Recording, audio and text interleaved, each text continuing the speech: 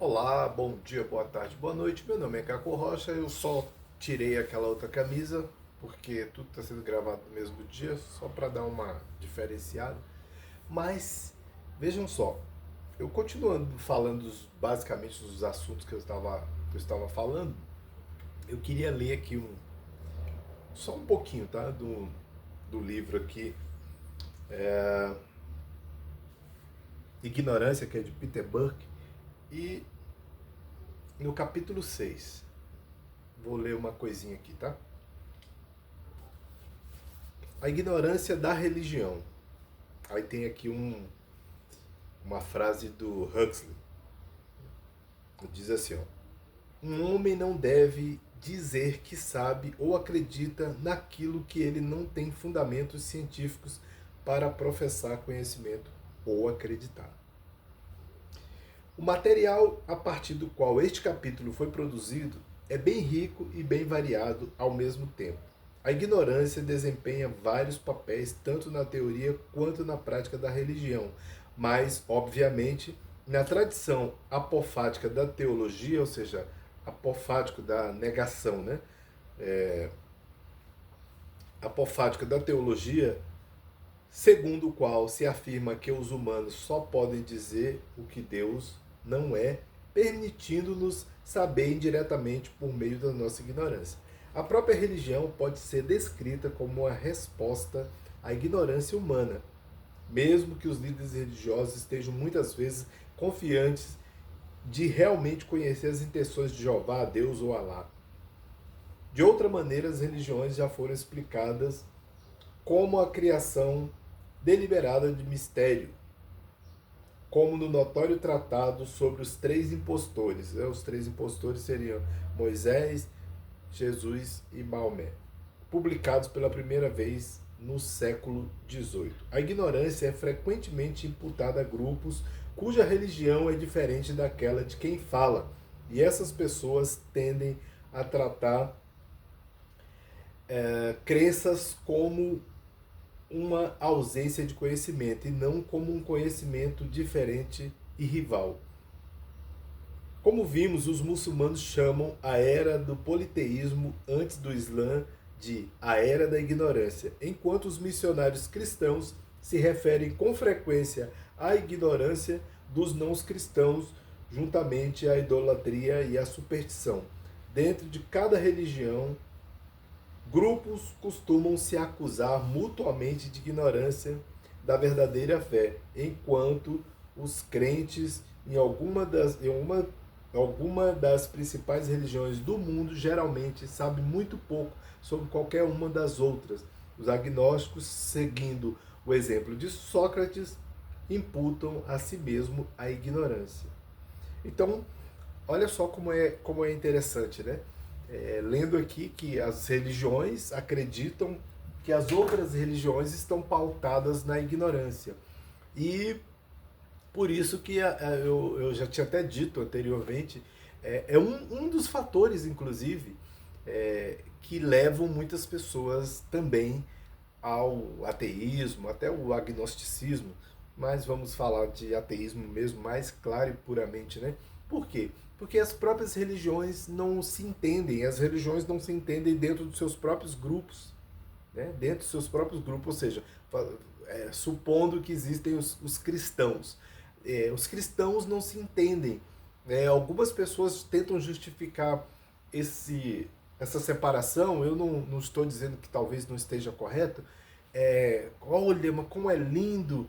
Eu vi um pastor falando, isso é lindo, essa multiplicidade de ramificações, né, dentro do cristianismo.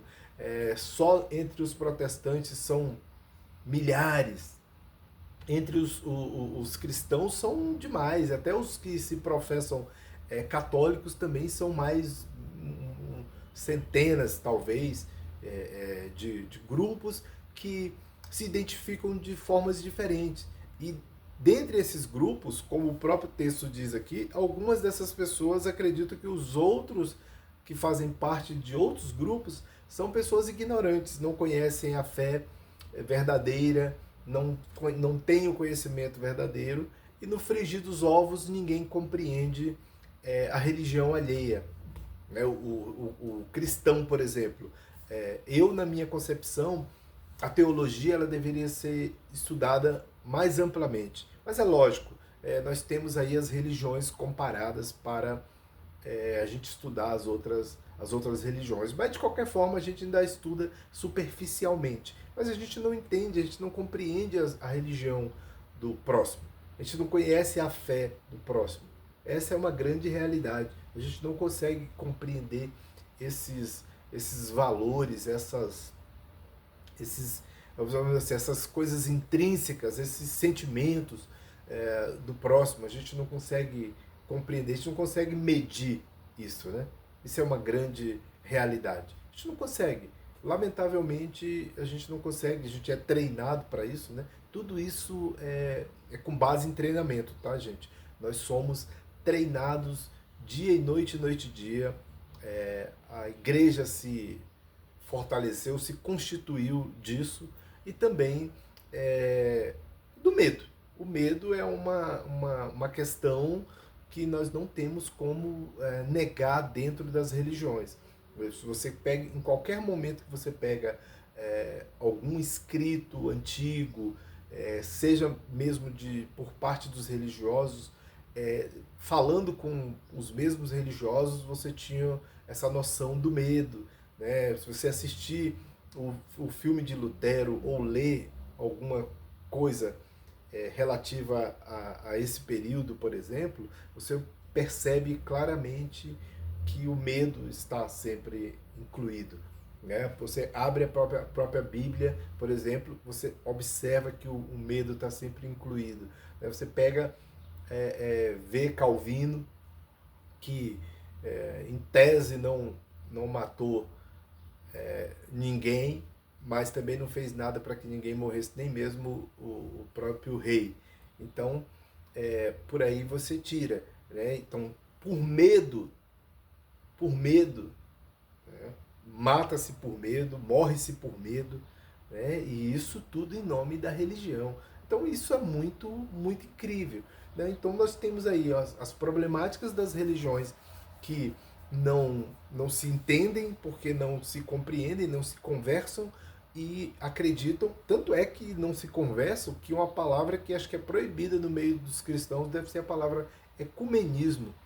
Né? Então não pode se falar em ser ecumênico, ou seja, as religiões não podem conversar porque o mundo é todo pautado em teorias da conspiração. Então essas conspirações que as pessoas têm em mente acham que, olha, se você se unir, se vocês sentarem para conversar, se dialogarem, vocês estarão todos abrindo os caminhos para o anticristo. Então, eu já percebi que alguns cristãos preferem conversar até com ateus, pelo fato do ateu não ter religião, e eu acho que ele se sentir empoderado de que vai converter ateu ou alguma coisa assim, preferem conversar com pessoas que são ateias ou agnósticas do que... Eu tenho visto isso, as redes sociais têm sido assim, revolucionárias nesse campo. Né? Então as pessoas estão preferindo conversar com ateus do que com outros religiosos, incrivelmente. Eles não querem sentar para conversar com o cara da Umbanda, com o espírita, com o hinduísta, com o cara sei lá, do Jesus Cristo da América lá, como é que chama? Dos mormons.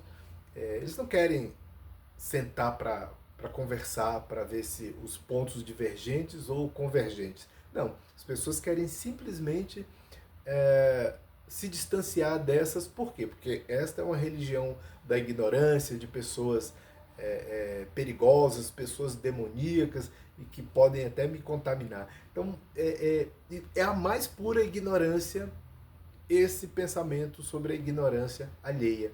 Então, esse livro aqui do Peter Burke é exatamente sobre isso, sobre a ignorância, vai discorrer sobre a ignorância em vários fatores, né? De diversas formas. Então, é um livro sobre realmente a ignorância. né, em todos os sentidos. A ignorância no sentido de conhecimento, tá, gente? Não é no sentido da estupidez, da grosseria, da brutalidade, não. É do conhecimento, a falta de conhecimento sobre algumas áreas, sobre alguns tópicos, e as pessoas de fato não querem, até por conta desse fanatismo, desse fundamentalismo, as pessoas não querem entender ou não querem compreender o conhecimento que outros povos ou que outras religiões poderiam passar. Eu acho que, inclusive, isso é um prato cheio para aqueles que são os detratores da, dos religiosos, das religiões, e que realmente tem se fortalecido nas redes sociais com muita força. Eu tenho visto, inclusive, que, para mim, eu estou tomando isso como uma coisa que não tem contribuído para a educação. Por exemplo, a partir do momento em que os ateus eles não estão mais preocupados em atacar só. Isso já há muito tempo, tá? Mas isso agora é diário. Né? Eles não estão mais preocupados em atacar apenas o Jesus divino. Tem que atacar o Jesus histórico. Quando a gente fala Jesus divino e Jesus histórico, não, a gente está falando de apenas situações diferentes. Por quê? Eu não vou abrir a cabeça de ninguém e obrigar ninguém a acreditar em Deus, ou que Jesus fazia milagres, ou como eles falam até às vezes debochadamente, né? Jesus milagreiro.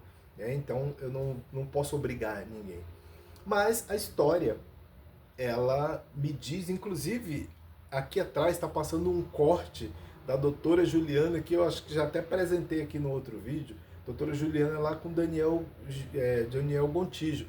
E ele está, nesse corte, ele está falando exatamente desta possibilidade, pois existem evidências. Por exemplo, quando se fala eu estava lendo umas matérias ali, quando se fala de Flávio Josefo, aí as pessoas falam que aquilo que tem lá foi interpolação dos cristãos.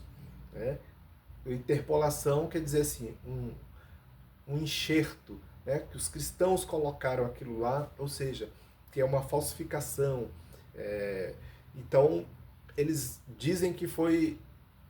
Os textos servem para todas as coisas. Flávio José serve para tudo, eu já disse isso aqui. Mas quando fala de Cristo, aí foi uma invencionice ou uma interpolação dos cristãos. Quando fala de Tácito, também é a mesma coisa.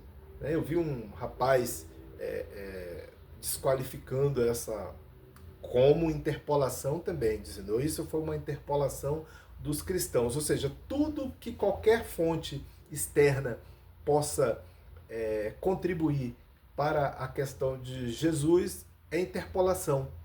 Então os caras escrevem, discorrem sobre isso, sempre interpolação, no sentido de desqualificar qualquer possibilidade de que tenha existido um Jesus, que eles não são obrigados a acreditar, nem que seja histórico e nem que seja o milagreiro, como eles gostam de falar.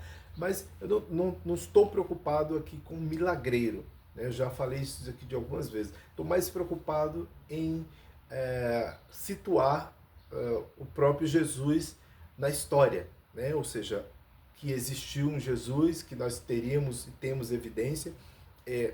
Já vi, como eu disse anteriormente, diversas lives feitas na sequência para dizer que Jesus não existiu, e que os historiadores que porventura se aventuram nesse campo de gravar vídeos e postar aqui, fazer divulgações científicas também no campo da história, esses historiadores estariam mentindo, né, que estão inventando, que não tem evidência, que estão isso, que estão aquilo. Então isso é muito triste. Por quê? Porque o que os ateus estão fazendo na realidade, estão contribuindo para desqualificar uma ciência tão importante. Não é porque eu sou da área de história, tenho formação em história, não é só por isso não, mas eles estão contribuindo para outros grupos que vêm desqualificando a história no Brasil, para que esses grupos se fortaleçam. Né? Eles vêm desclassificando a história há muito tempo, ou seja, estão reescrevendo a história. E os ateus do YouTube, por exemplo, estão contribuindo para que a história seja reescrita. Por quê? Porque assim eles fortalecem o seu pensamento. Lamentavelmente. Talvez eles não estejam pensando nisso conscientemente, né? Estejam fazendo isso conscientemente, mas estão contribuindo fortemente para que a história seja desqualificada. Porque se as pessoas passarem a acreditar que nem mesmo Jesus pode ser alvo de um estudo por parte da história, então, ou seja, tudo o mais o que existir são invencionices, que nós simplesmente sentamos na escrivaninha ali, na nossa cadeira em frente à escrivaninha, e começamos a inventar histórias. Aí não seja mais stories do alemão, mas vai ser Geschichte, que é a história mais narrada, mais criada, mais invencionada. Né? Então, lamentavelmente. Então, não estou dizendo que a história está pedindo ajuda dos ateus para nada, não. Tá? Longe de mim, a história não precisa dos ateus para nada, até porque nós já temos ateus demais entre os historiadores, temos bastante ateus, né? Historiadores famosos que são ateus, e inclusive este aqui, dentre outros, né? Muitos e muitos historiadores famosos que são ateus. Não estamos pedindo, e nem eu estou pedindo, nem a história, nem estou falando em nome de todos os historiadores, estou falando em nome de um historiador, que sou eu, né? Formado em História, membro da AMPU, né? Também, e estou falando que, de uma forma talvez não consciente, eles acabam contribuindo, né? Trazendo para outros grupos que têm assim vamos dizer assim, tem uma coisinha, né? Grupos que têm uma coisinha, um interesse, tá? Uma coisinha.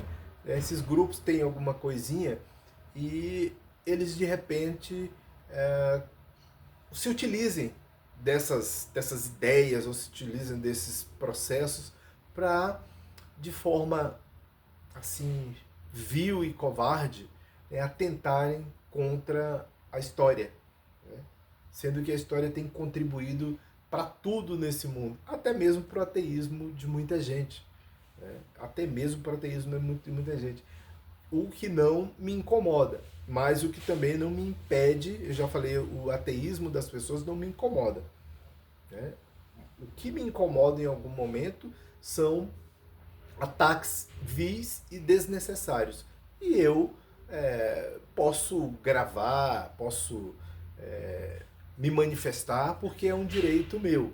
Eu não sou obrigado a aceitar que pessoas comecem a divulgar ou fazer campanhas que não são honestas.